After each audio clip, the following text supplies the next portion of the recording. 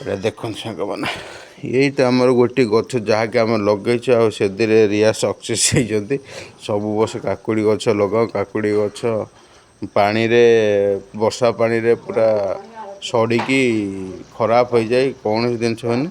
ଲାଷ୍ଟକୁ ଗୋଟେ ଗଛ ଗୋଟେ ଲଗେଇଛି ରିଆ ଆଙ୍ଗ ହାତରେ ହେଲା ଏ ଗଛଟି, ତାଙ୍କ ଲଙ୍କା ଗଛ ହେଇଛି। ଭାଇମାନେ ଭାରି ରାଗ, ଯେଉଁମାନେ ଏ ଲଙ୍କାର ମଜା ନେବାକୁ ଚାହିଁ ମୋତେ କମେଣ୍ଟସ୍ କରିବେ। 2ଟାରୁ 3ଟା ଛିଣ୍ଡେଇବାକୁ ଦେବେ ନାହିଁ, ସବୁବେଳେ ଝଗଡ଼ା।